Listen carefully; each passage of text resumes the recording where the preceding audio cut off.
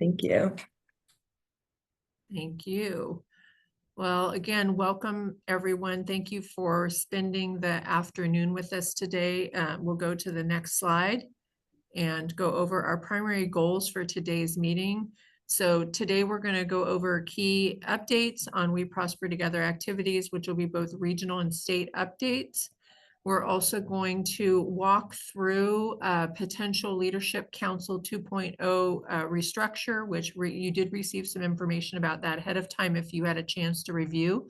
We'll also walk through it here and we'll get your input on it.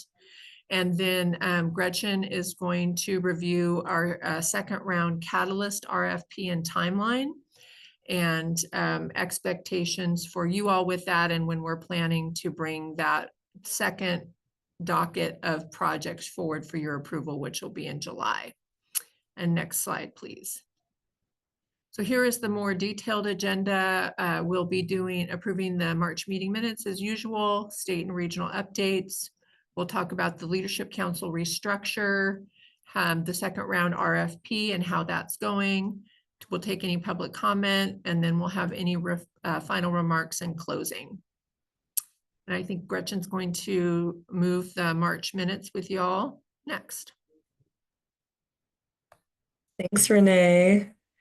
Yes, so our first action today is to vote on the approval of last meeting's minutes, which you received in the meeting packet. Thank you. First, I'll ask if there are, oh, Eliza, I see your hand raised. Go right ahead.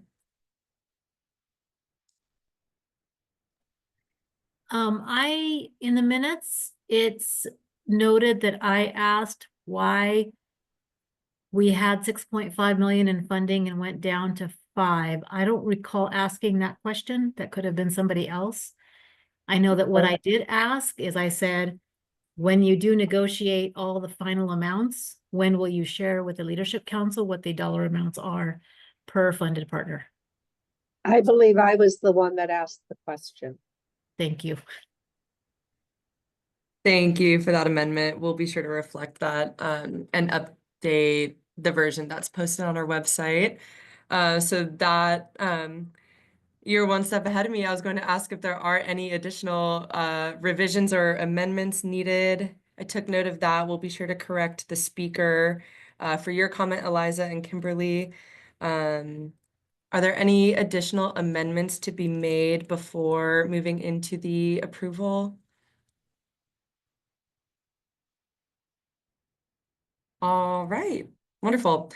So I'll ask you all to indicate your vote in the chat, and I'll go through each of the options one at a time. So first, if there are any oppositions, please type oppose in the chat. We took note of your amendments. So Eliza, if those amendments are made, please vote indicating with that. I'm sorry. Then, my name is pronounced Elisa. I know that there's another Eliza somewhere. thank you. Thank you so much for that correction and my apologies. All right. Next, I'll go into if there are members who can live with a yes decision for approving the minutes. Please type can live with in the chat now. And I see some supports coming in, which is great.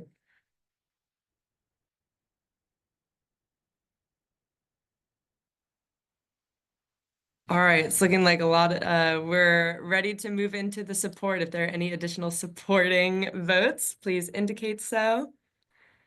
And then, of course, if anyone needs to abstain, whether you weren't there or for another reason, please indicate your abstention in the chat along with your reason for abstaining.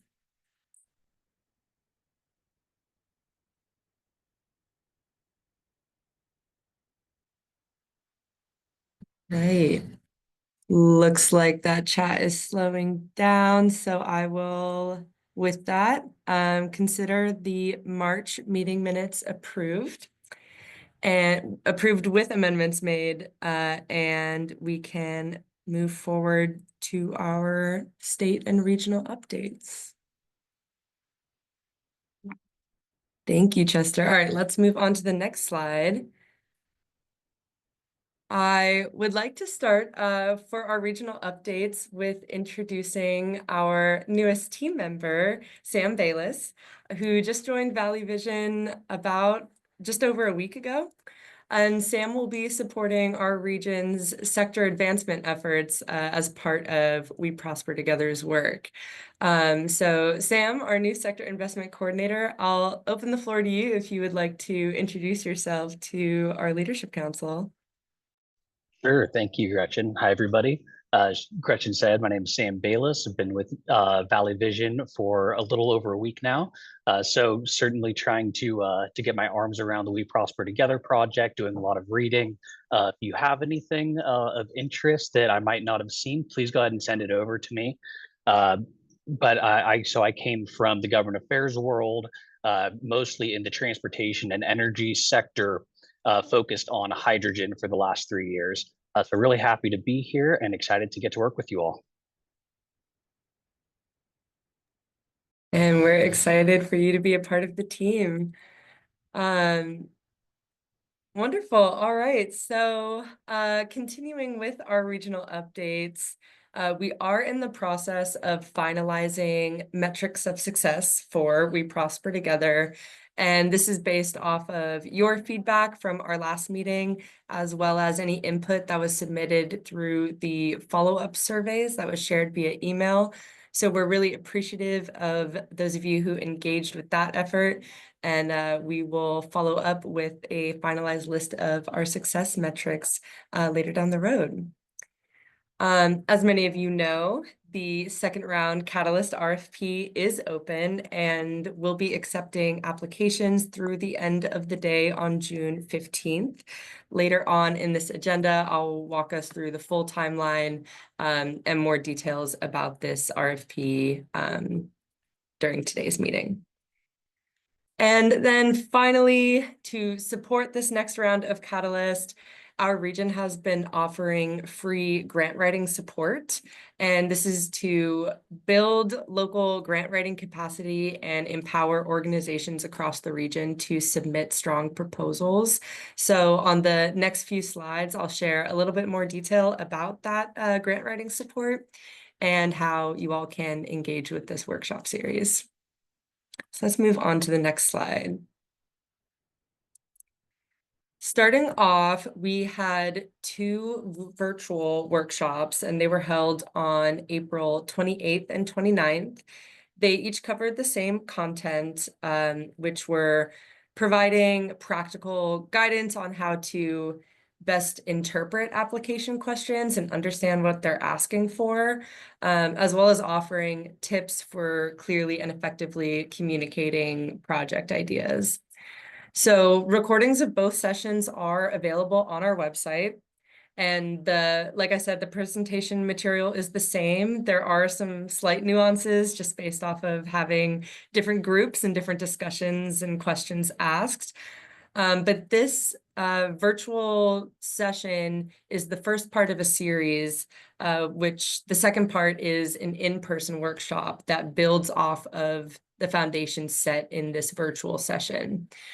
So participation in an in-person session requires that you either attended or watched the recording of one of the virtual sessions before that in-person attendance, so that we can build off of that content and really expand and empower grant writing capacity. And Chester just put in the link to access the recordings in the chat. Thank you, Chester.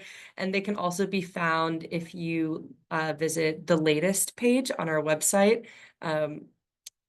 So there you can access the recordings to the virtual workshops, which are a great resource on their own, but then also serve as that prerequisite for the in-person workshops, which I'll get into on the next slide. So these in-person sessions titled Craft a Strong Story are scheduled to take place on May 29th at the Maidu Community Center in Roseville. We've had one of our leadership council meetings there, if you recall, from 10 a.m. to 3 p.m.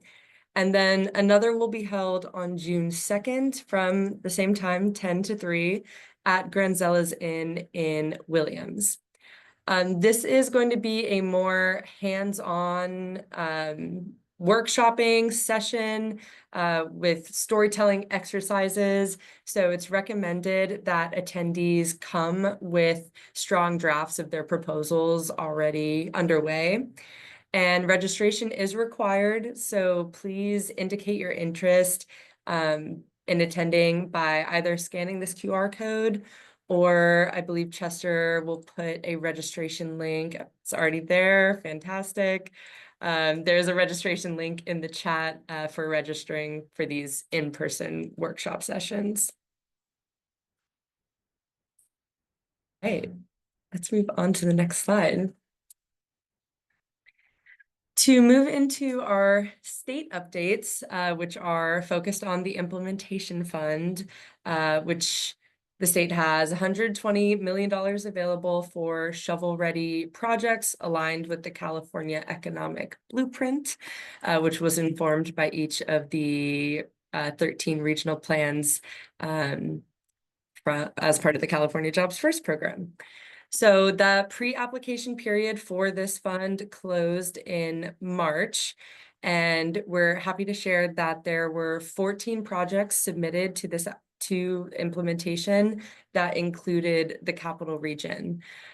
So that includes our project cluster, coalition of project cluster coalition in the semiconductor and microelectronics sector, as well as any projects that we submitted a letter of support for.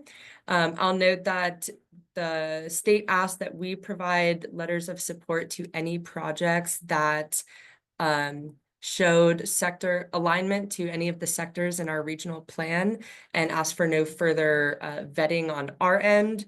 That will be part of their review process.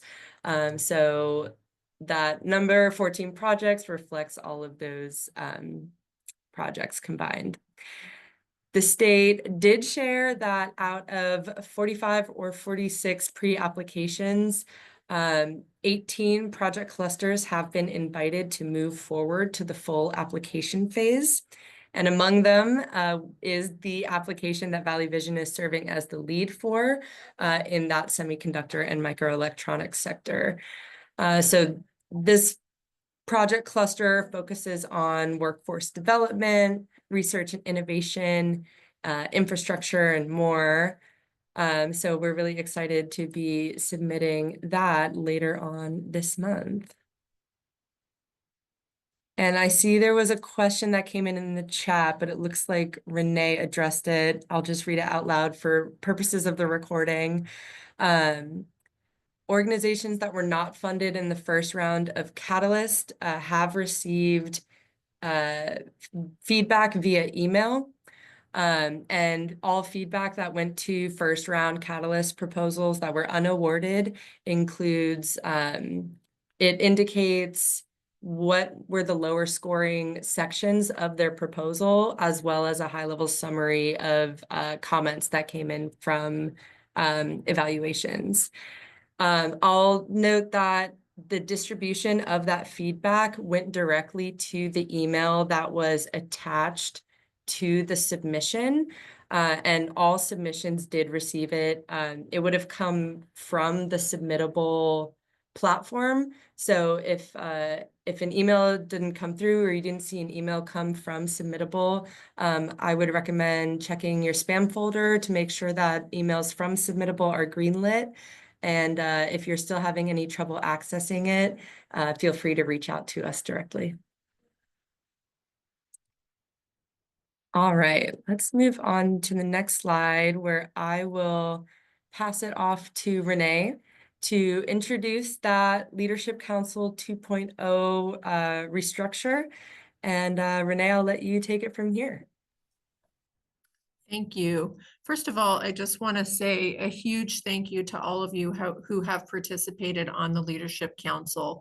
And we're going to be talking about a restructure, but you are not done yet. So please keep that in mind. We particularly need you to stay invested as a group through July when we move the second round of Catalyst projects forward. It's really important this body knows the process that we've all gone through together, and we really need you engaged through that process. So while we'll be talking about what the next phase of the Leadership Council will look like, we want to just really encourage you to hold on to that this current version will continue through approval of the second round of Catalyst projects. And also thank you, because I think when we did original outreach for this Leadership Council, we may have indicated maybe a 12-month or something like that time frame, and you have stayed with it for much longer than that, as this process has taken a lot longer than we originally anticipated. And we very much appreciate it. Let's go to the next slide. So during the planning phase, the primary goals for the Leadership Council, or roles, were to help us foster the collaborative, really build the collaborative that we needed for We Prosper Together, and help us co-design a regional roadmap. And that was all, if you'll hearken back to all of the data, regional planning work that we did together, the honing in on industry sectors, robust conversation and input from all of you was so vital to that. As we move into this next phase of Catalyst and implementation, so we're putting the planning phase behind us. We do have that regional roadmap. The next roles that we need filled by the Leadership Council are really to help us attract investments to our region to move forward the items that have been identified in the regional plan to lead to our shared prosperity. And all of these are with the goal of creating accessible living wage jobs. We have those wage thresholds and components that we all identified together, and to continue this sector advancement. So now that we have some key sectors to focus on as a region, we want to make sure that we're moving them forward together. And I think this is really the first time we've had a more broader understanding of the directions that we want to focus on as a region. We're really hopeful that this more focused activity will take us farther together. So the stewarding of that will be the primary role of the Leadership Council going forward. And next slide, please. So why are we doing a restructure right now? Well, first of all, we've held on to you all for so long that it's a little bit unfair, and we need to give you an opportunity to opt to continue to stay in as part of the Leadership Council, or say that we've taken enough of your time and you want to move on and have more hours in your life. So we want to give you the opportunity to do that. We also needed to adapt the role, function, and structure of the Leadership Council to be more appropriate to the phase that we are now in versus the planning phase that we started in. Next slide, please. So just again, a little recap of the planning phase. Most of you all were there through all of it, so it won't spend a lot of time here, but basically you all were the representative decision-making body of the collaborative. This included making sure we had reach across the geographies, different perspectives, and different sectors in our region. Primarily, the role of the planning phase or functions were to listen to recommendations from the broader collaborative. Some of you will hearken back to when our community ambassadors came and presented what they were hearing out in the field to the leadership body. There was plenty of data brought to you from a variety of different sources that you were so patient to listen to and help us wade through together.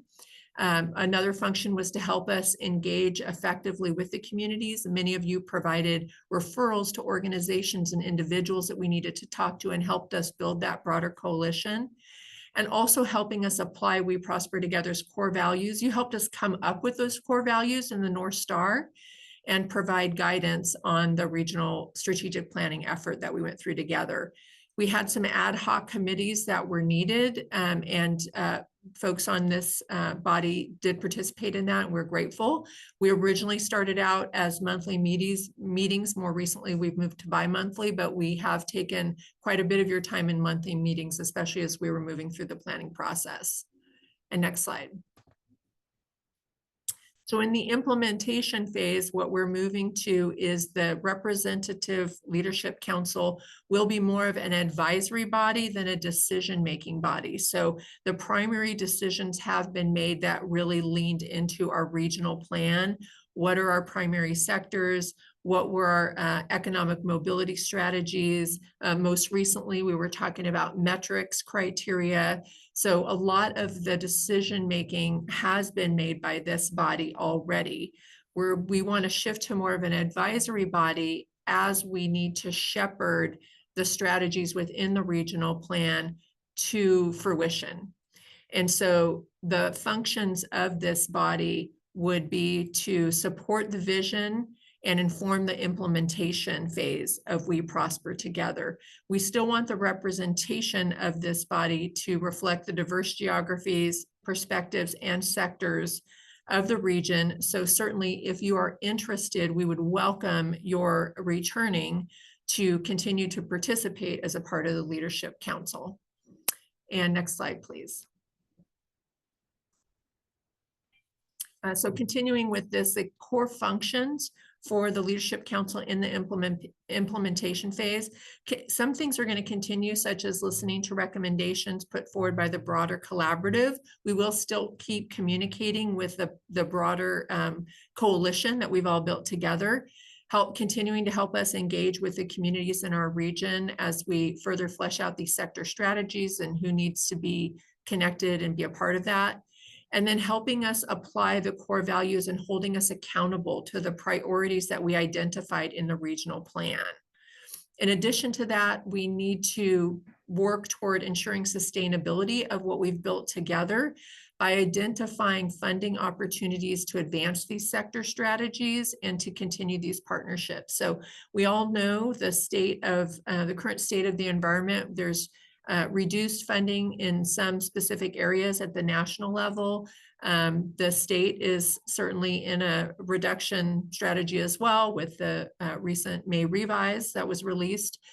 So there is necessity to look outside of only government interventions and look for private partnerships as well that can help fund the efforts that we want to do to move our region forward. The structure of it is going to be several different committees, and we'll go over those in more detail, but we're going to have standing industry-based committees. We'll have an accountability and evaluation committee, and we'll have an investment and sustainability committee. For the structure of the Leadership Council, we plan to meet quarterly. And so we will ask each Leadership Council member who decides to continue and any new that are recruited to commit to participating in quarterly meetings and also participate on one committee. So to choose one of those committees. And then the committee meeting structures will be determined based on the needs of that committee. And I feel like I should ask for questions, but I think I might have one more slide before I'm allowed to do that. Yes, Richard's nodding. Next slide, please. Okay, here's a visual representation of what I just went over with you. So we have the industry-based committees in kind of orangish red, and those are our tradable sector strategies. And then we have the evaluation and accountability committee, as well as the investment sustainability committee. We have had some questions about our opportunity industries not being represented in this structure that we are presenting to you today. So we are happy to have a discussion about that. With the funding that was available for implementation, we are primarily using the research and advancement initiative to grow our tradable sectors. We are still working on our opportunity sectors. In fact, Valley Vision just completed a grant 2 days ago to try to recruit some ecosystem building work for the healthcare industry that could help us move some core elements of healthcare career training that has gained momentum in the urban core of our region more effectively into our urban areas. And so we are actively looking for opportunities to support the opportunity industries as well. But this current strategy for restructuring the Leadership Council does prioritize the tradable sectors. And this is due to the research that indicated these areas had the highest potential of growing the largest number of quality job criteria in our region. Next slide. So I want to describe the committees for you. So accountability and evaluation. This committee would support outcomes tracking that would drive evaluation.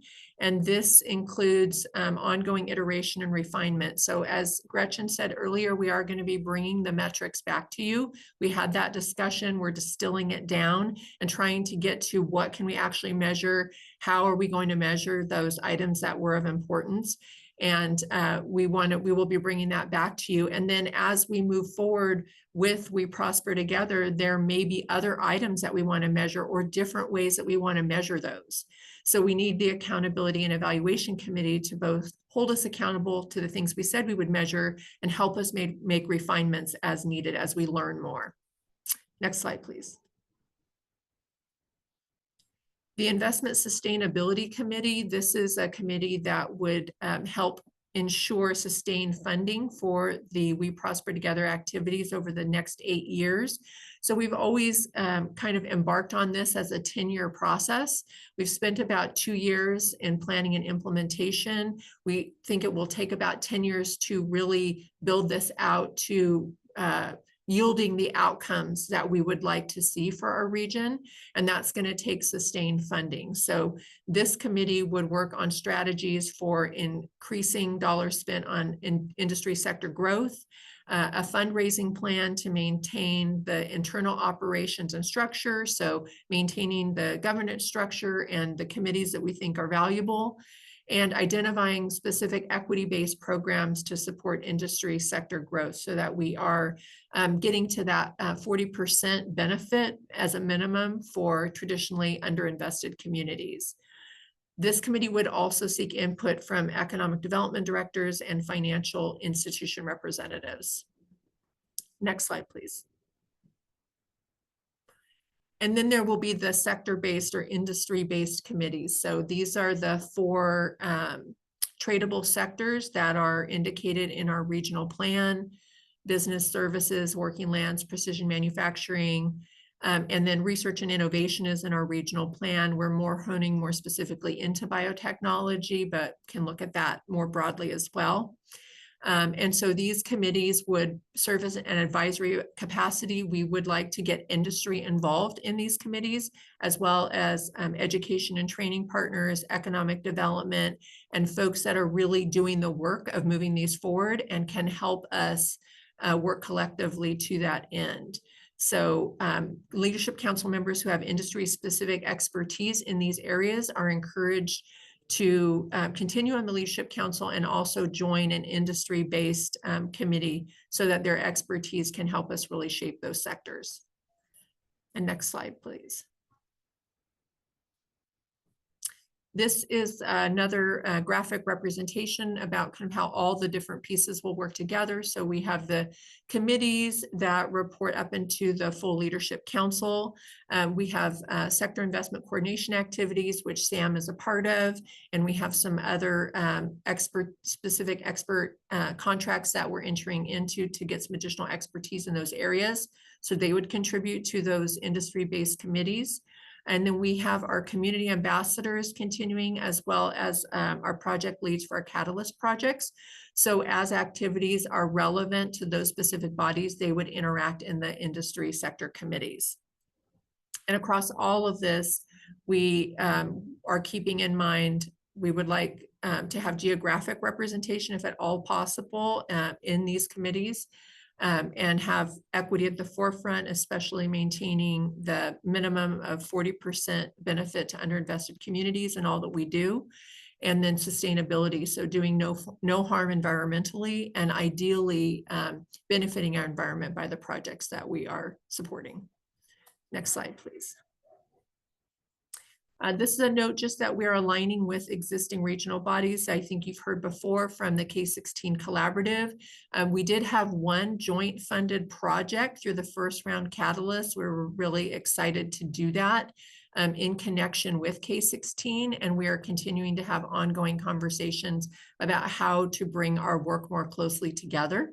And then also combining with other economic development planning efforts, so we're not doing things in isolation. And we've had very good interaction with Sacramento County's economic development process, Rancho Cordova's economic development process, and all the other more local jurisdiction planning processes, so that we can maximize alignment. Next slide. So what is next? You will be receiving an email from us in the next couple of months, gauging your interest in continuing on the Leadership Council.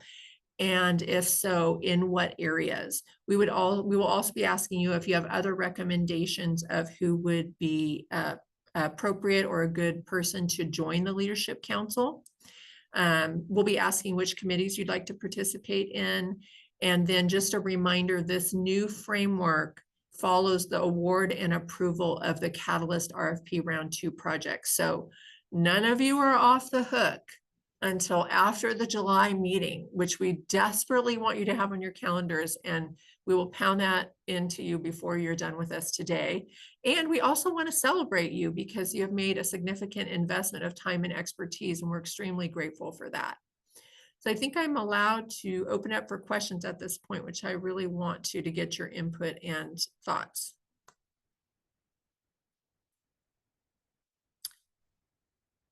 Okay, see Gloria's comment that your Placer County is working on a strategic plan and you're aligning with We Prosper Together, and happy to discuss. Fantastic.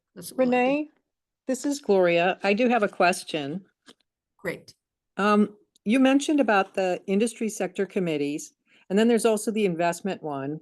What if some of us, like those economic development nerds that you know things about investment sectors, like investment ideas and leveraging, but yet want to serve on one? Can we serve on one of the industry clusters and then maybe dabble in investments, or vice versa? Is that allowed? That is allowed, and that's a great point. And we are going to endeavor to make your commitment to these committees as least disruptive as possible. We want to make it as easy as possible for you to interact with these and not cumbersome in terms of time and capacity. So that's a great point, and that will help us make sure that we, when we outreach, we're collecting if there's more than one area that you have expertise or interest. So thank you for asking that. What other questions or thoughts do you have about this Leadership Council structure? I mean, you are the brain trust who've been a part of this from the beginning, and we have thought long and hard about what exactly is needed as we're moving into this next phase, and would love to get your thoughts. Like, this sounds right, it's on point, I'm concerned about this. Open for any comments, thoughts, or suggestions.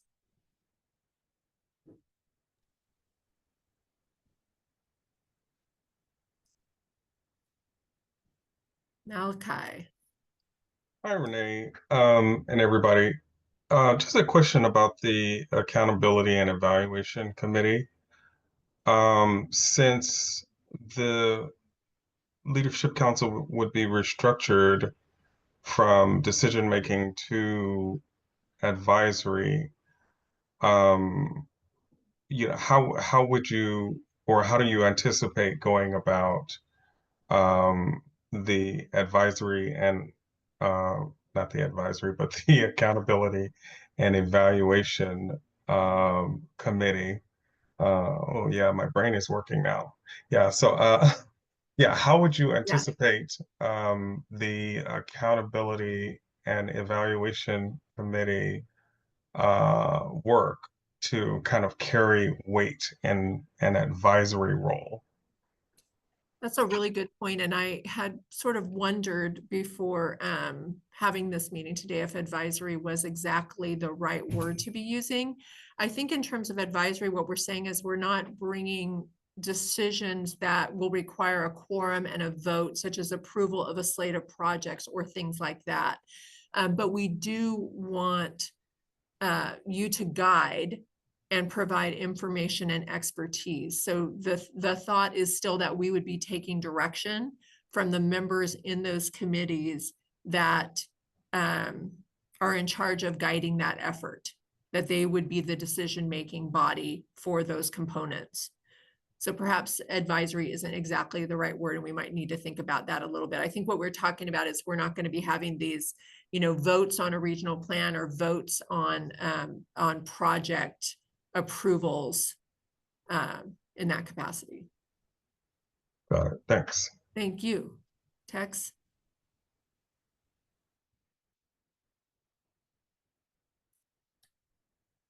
Hey, Tex, did you have a question? Sorry, I couldn't get off mute.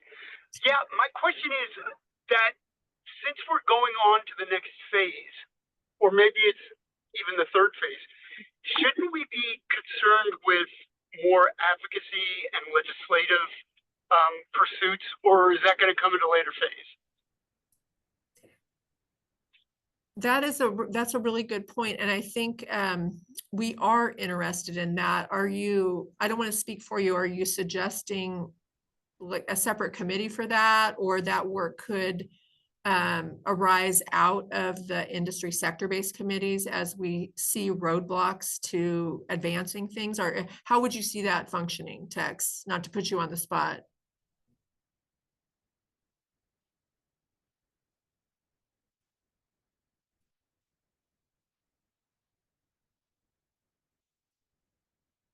Are you able to? Actually, might be back on mute. You might be. Tex, are you able to? Yeah, yes, I'm sorry. So what my thought was is that as we're, reconvening as the Leadership Council 2.0, it's a move forward. We've gone past the initial evaluation. We're going to need at some point advocacy and perhaps some legislative changes. Would this be an appropriate time, or is there going to be a third phase where that would be appropriate? I mean, I can't really consider us, moving dramatically forward without having that component at least on the shelf somewhere. And no, I wasn't, suggesting anything. I was just thinking, wouldn't this be a good time to think about it? And I'll leave it up to you. I think that's a really good thought. We need to figure that out, because I think you're right. I think we've learned a lot, and to not dive into that or surface things that we want to see changed would be a missed opportunity. Are there any other thoughts? So, oh, go ahead. Yeah, so the only question is it in this phase, or would it be in a subsequent phase? I mean, I think it would be in this phase off the top of my head, but that is something to think about. Yeah,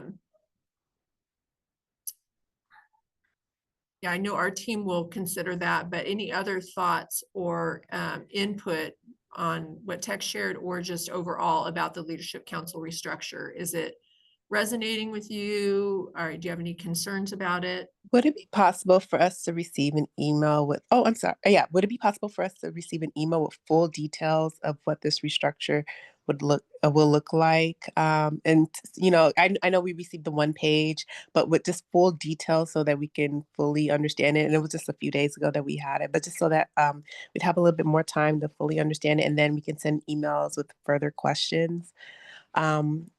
Because I read the one page, but, you went into more detail, and there are a few people who are not here, so they might not have the information that was shared in this presentation, so that they can also ask the questions that they may have. Absolutely. We'll send out this slide deck after the presentation that has the additional detail, and we can have another conversation about it in July. And we were also welcome to receive your feedback in between then at any point. I think Gloria's hand is new. Yeah. Hi, sorry to be back again. I did have like a very minor grumble go through my head when I was reading certain things, and I just wanted to share that because Placer's big and there might be other agencies that are like that would want to participate in many of those things. So I can't be like one person doing 3 of the industry sectors as well as doing the investment committee. So we're gonna have to get a lot more people engaged on this, and that might have been your goal.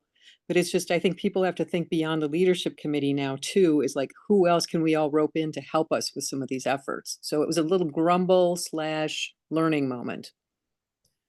Yes, thank you for that. And thank you for calling that out. Yeah, the idea is for it not to just be this group. We're happy for any or all of you to continue. We do think we need additional people that are not part of this body, especially as we're thinking about people with sector expertise or specifically working on that. So it is perfectly appropriate for you to nominate someone else or to share the name of someone else or to consider someone else from your organization. Like you said, Gloria, that there may be 2 or 3 people participating on different committees because you may be advancing 2 of those sectors and have ideas about the investment and sustainability. That is perfectly agreeable.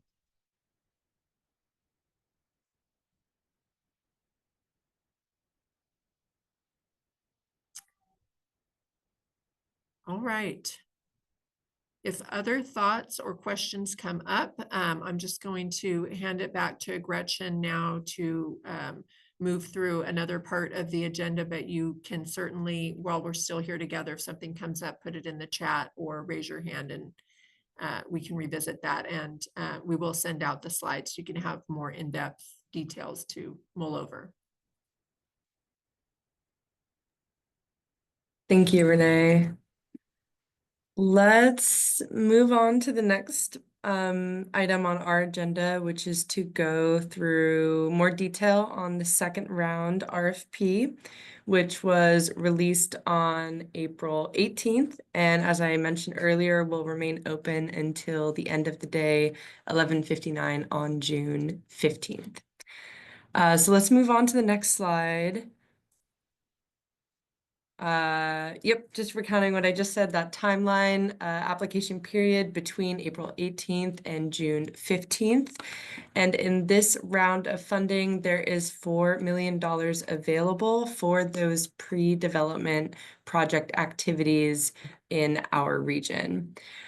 Similarly to the first round, the application is accessible through the Submittable platform. So valleyvision.submittable.com/submit is where you can access the application portal and submit proposals.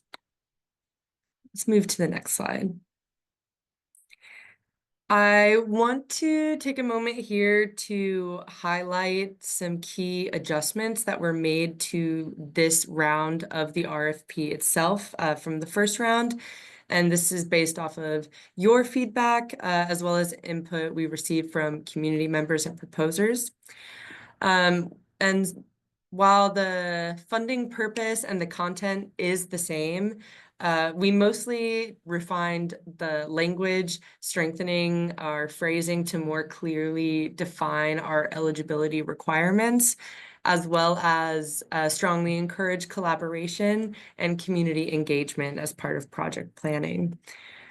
We also refined the definition of disinvested communities, moving beyond what was listed in our first round document, which was the state's census tract classification, to a more inclusive definition that aligns with the values and priorities identified by We Prosper Together. So this updated definition recognizes disinvested communities as those experiencing income disparities, systemic racism, racial inequalities, climate change vulnerabilities, historical systemic oppression, geographic isolation, and exclusion from traditional systems of opportunity. And that's reflected in the RFP document, both in the eligibility checklist, as well as within the document itself.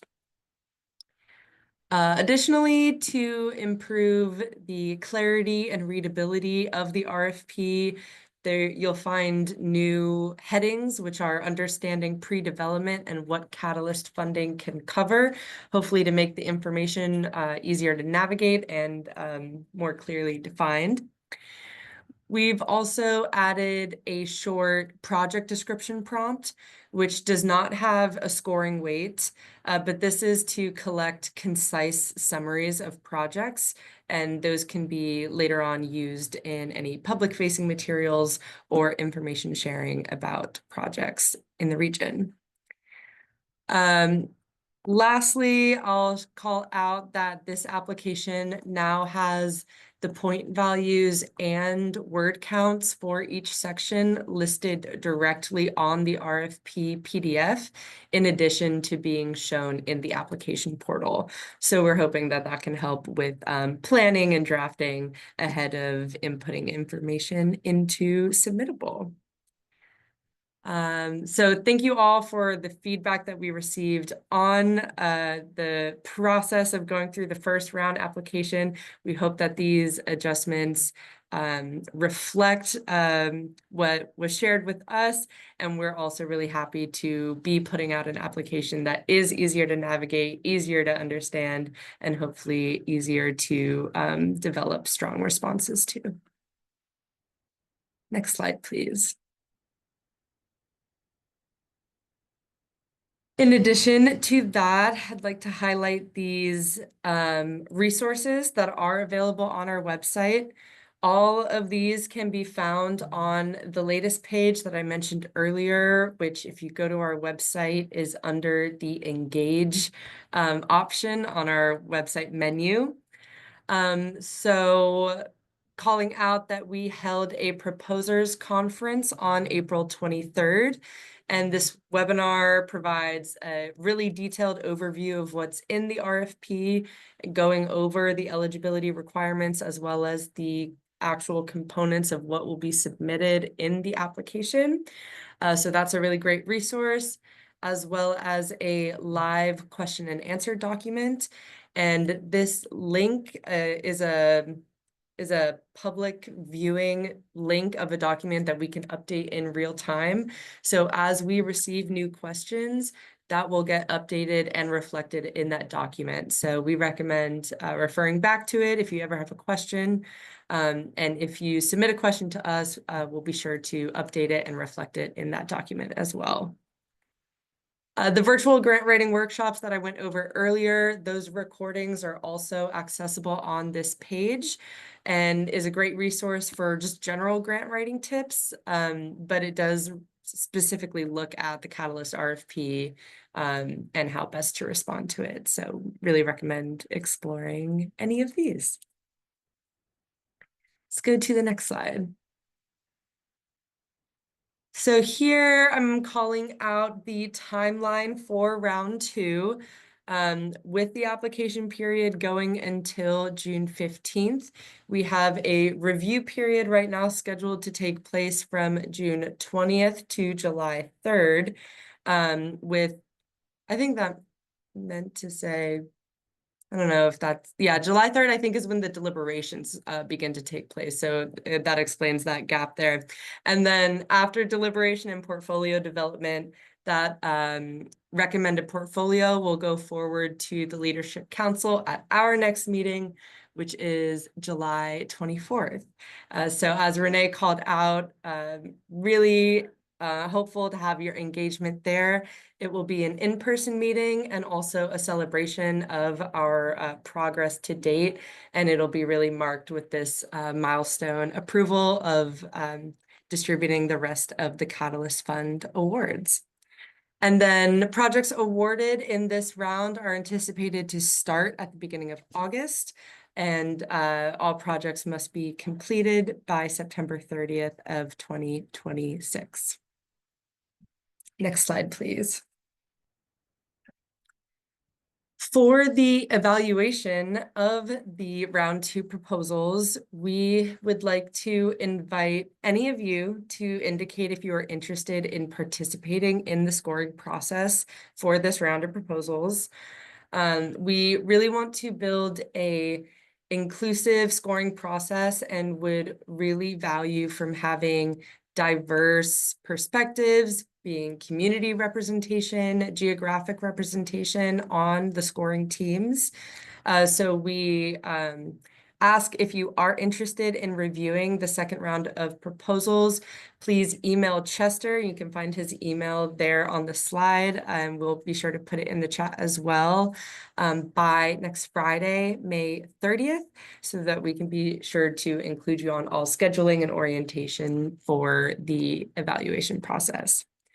That process will include individual scoring as well as virtual team deliberations and the opportunity for team representatives from each of the scoring teams to participate in a final in-person deliberation to develop the recommended portfolio that will be brought forward to the Leadership Council in July. So evaluations will begin in late June, that June 20th date, with deliberations beginning in early July. As well as emailing Chester, which his email is in the chat.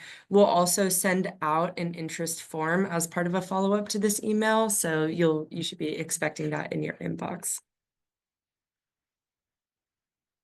Any questions on the Catalyst round 2 or evaluation process?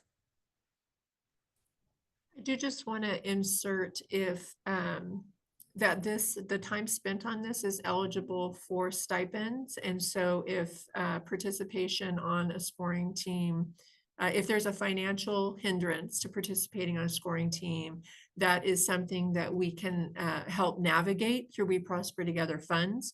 So like Gretchen said, we do, encourage participation. And if there's a barrier that is stopping you that we might be able to help, you have interest, but there might be something else in the way, please also reach out to Chester or Gretchen or myself. Thank you, Renee. Elisa, I see your hand up. Yeah, I'm not sure. I could have missed it, and I've asked before, but are you all finished negotiating all the round 1 contracts? Are all those finalized, all the costs, the contract amounts finalized? Yes. Okay. Because I had asked if you could, in the interest of transparency for our Leadership Council, I'm wondering why there wasn't, or I haven't seen that there's the final contract amount on each of the project descriptions on your website. So there's no dollar amount there whatsoever. And I think it's important, especially when you're working with disinvested communities, to ensure that that transparency is there. And I've asked, I think, a couple times, and it's still not present. So is there a way that you can get that information to our Leadership Council so that we can see that, please?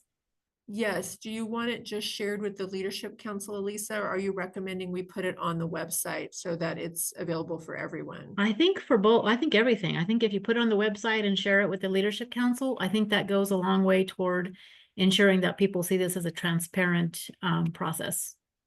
Thank you. Thank you. Thank you. We can most definitely add that to our portfolio page on our website under each project. Any other questions about Catalyst projects or scoring for round 2? Malachi, I see your hand up. Hello again. So it's kind of related to the RFP, but not entirely, because I think the grant writing assistance can potentially be useful for any type of grant, really, which I think is pretty awesome. But you did cover workshops that are happening to support people on the Catalyst RFP grant writing workshops. I got in right when you were finishing that up. So my apologies. Are those workshops and designed to specifically support the Catalyst RFP? Thank you for your question. Oh, Is there an echo coming in? Or is my audio all right? Okay, great. Yeah, good question. So yes, the virtual sessions were kind of a more broad tips and tricks for grant writing, both being how to read a grant application and know what it's asking for, as well as some tips on how to communicate project ideas effectively.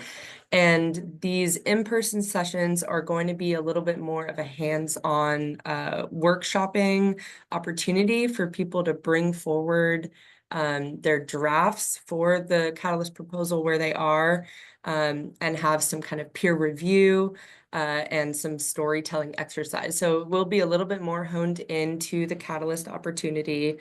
I'll just call And out that. and I'm sorry to interrupt, Gretchen, but were those there were only two of those, I think, There in are going to person? be 2 in-person sessions. Okay. So And there- where are they held again? So Malachi, just to refresh, so there were 2 virtual sessions, and if you weren't able to attend one of those, they were recorded.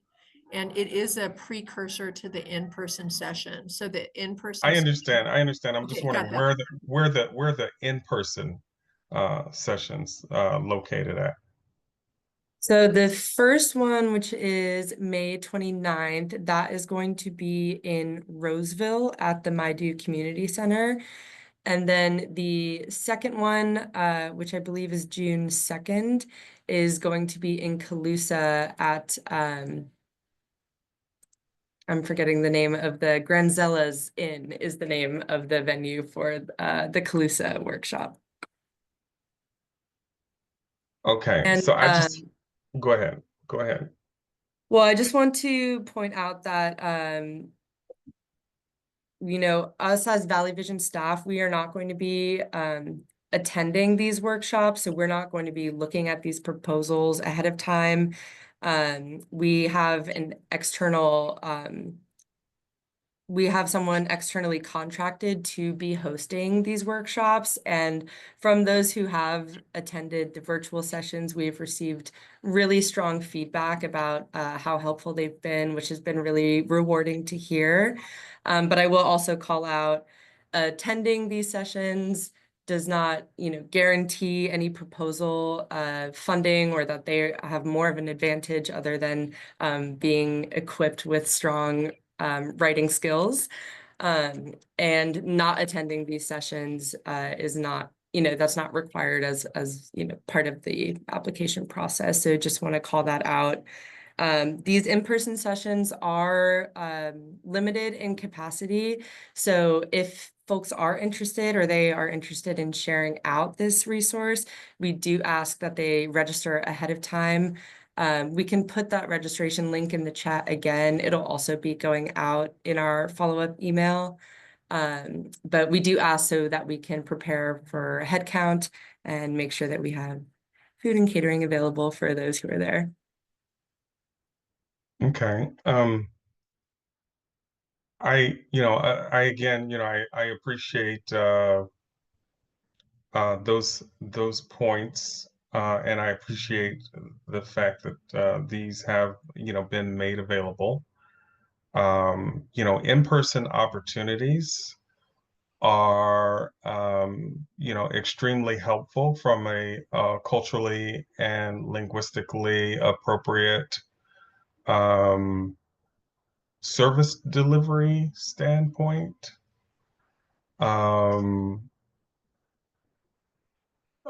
But when we look at those, those disproportionately disinvested communities,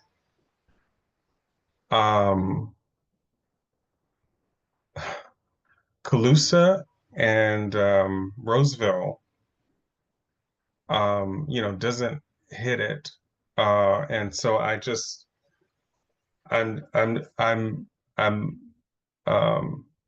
I'm a bit rattled a bit, but I'm just going to count it as water under the bridge. But I would just, I think we need to get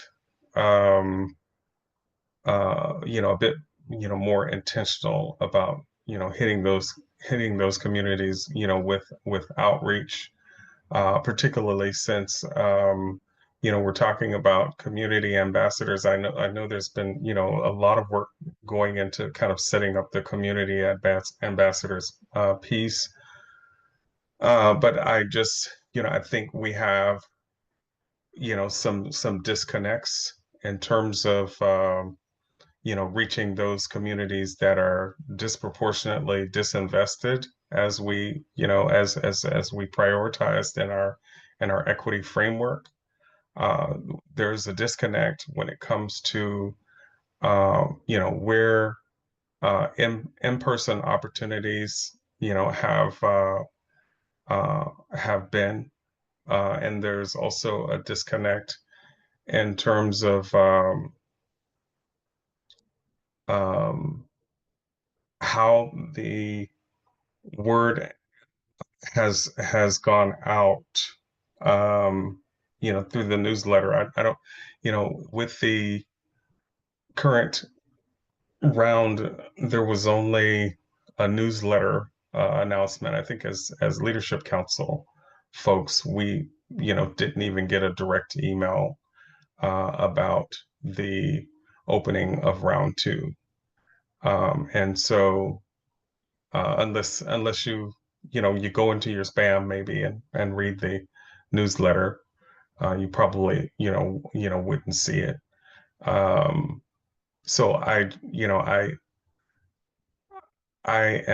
just wanted to express that concern, but I'm, very hopeful that in terms of, how we go about, scoring that, that we're gonna, get closer to the outcomes, that we're looking at. And then I think, I'm just really hopeful that on the back end of these two rounds being completed, that we will see a drill down that actually works for Black and Brown communities in particular, from an economic development and economic inclusion standpoint. And so I will go ahead and stop there.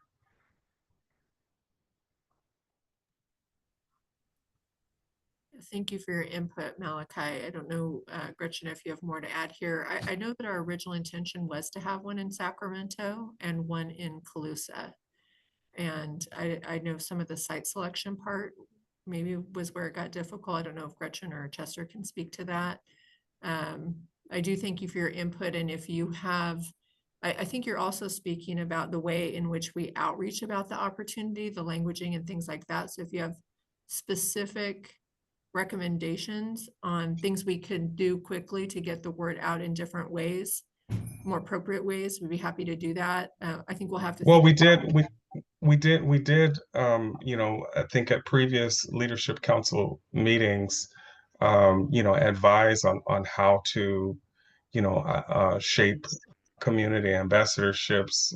We also advised on, creating safe spaces for this to happen without having to respond to an RFP for funding. We also have had a number of Leadership Council meetings ourselves, but I mean, we've never had a Leadership Council meeting in Del Paso Heights or Meadowview. And so, I don't want this to be a negative. I want to be constructive, just so that we can really get to greater intentionality in the future. I mean, we've talked about kind of how do we augment the state funds with perhaps corporate contributions or private grant making. Certainly, I don't see federal funding materializing at all at at this point. So, but I think going forward, if we could just kind of tap in together, directly, just as the decisions are being made about how to outreach and to do that in a way that doesn't necessarily tap the resources of the community ambassadors who don't all have deep connections with those communities that are disproportionately disinvested, because it is a lot to, or has been a lot, I think, to try to kind of align these outreach strategies that have been recommended by those on the leadership council, including myself. It's been tough to kind of align them in just kind of like our general kind of decision making with respect to newsletter, going beyond newsletter, and kind of going beyond just kind of including Roseville or Colusa in the in-person grant writing workshops.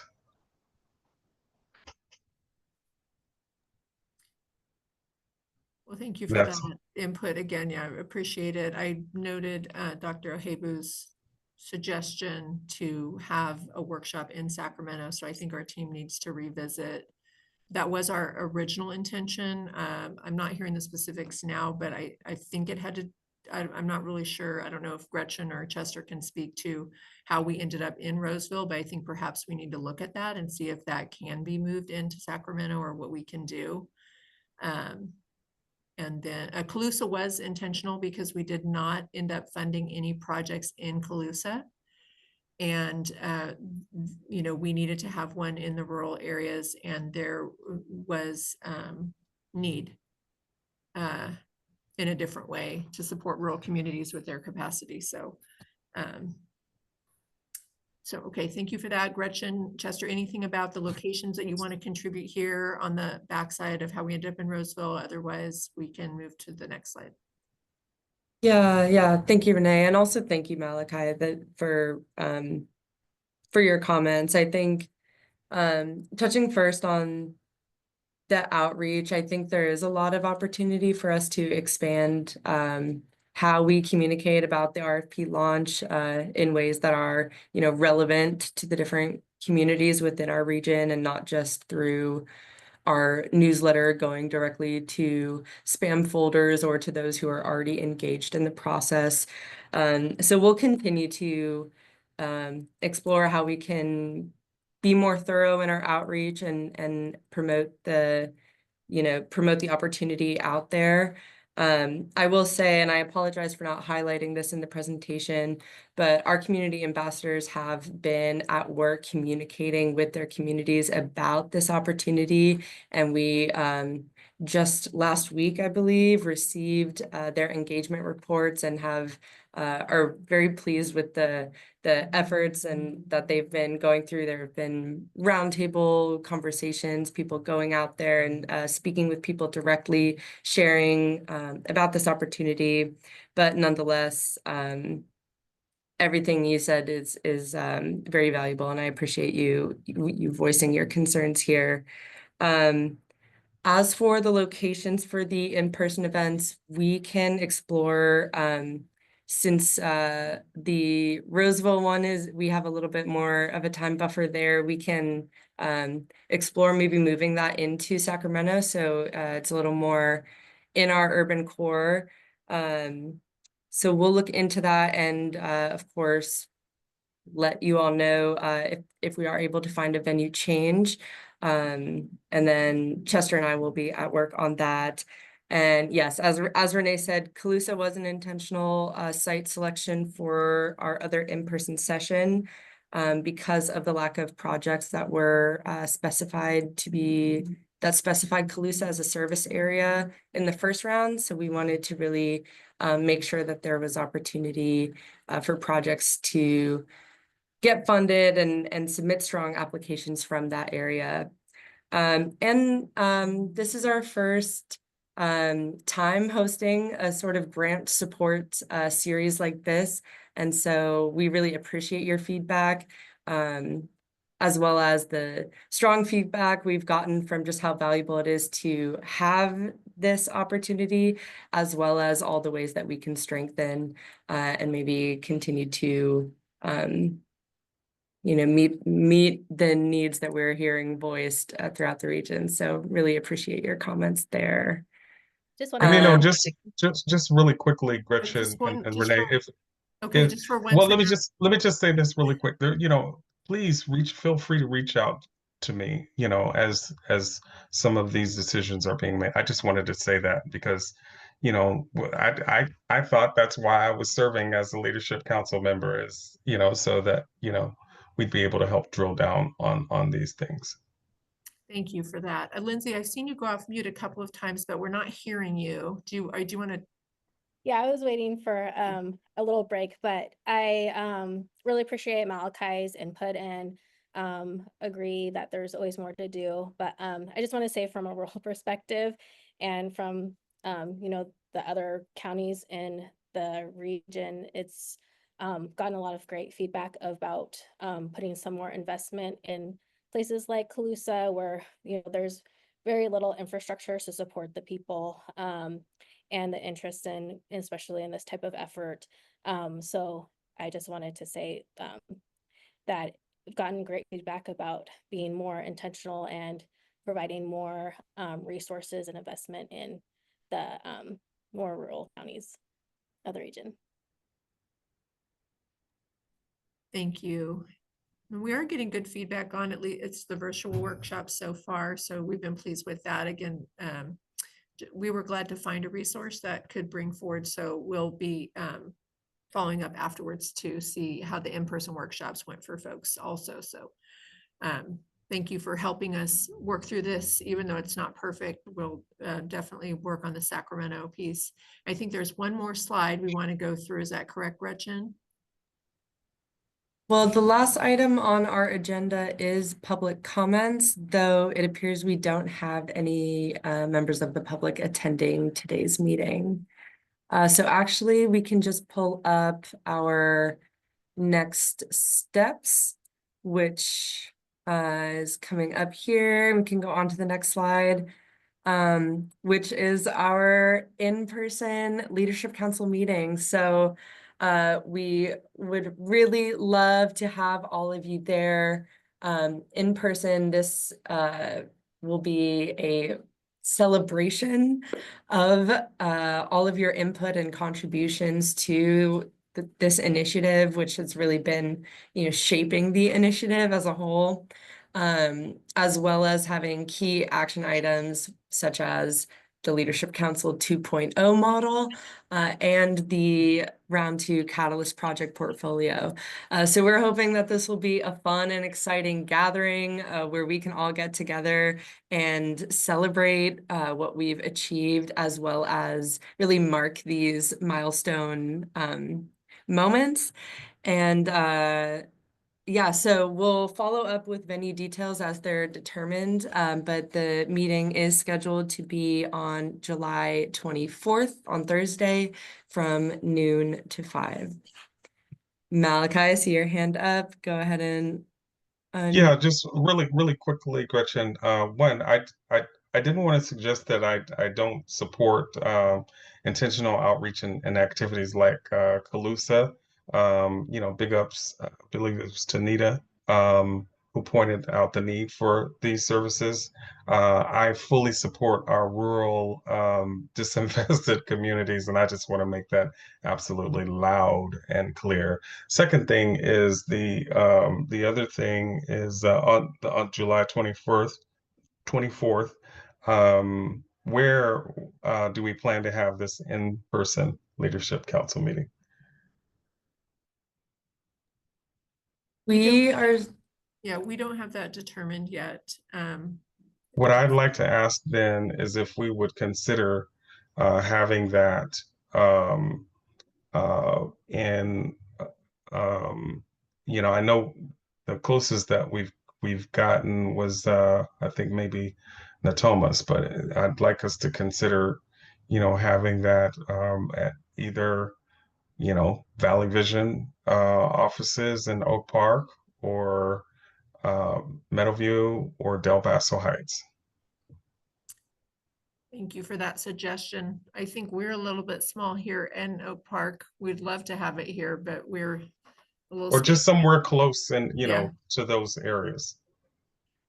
Yes, I hear your vote for close to the urban core of Sacramento. And so we will take that under advisement. I see Sam's comment that he might have a suggestion. Our team will reach out. We do our best to move it around and accommodate as best we can the full 8-county region. So we are hearing what you're saying. Okay, any other pieces that we need to highlight, Gretchen? Is that the last slide? That wraps it up. Okay, wonderful. So just last reminders, please reserve your calendars in July. We know you're going to need to know what travel time is expected for that. So we'll get venue and details for you as soon as we can. And we will be sharing the slides so you'll have more information about the Leadership Council restructure and can contemplate how you might be able to engage, and really appreciate your continued involvement and guidance. Thanks so much. Thank you, everyone.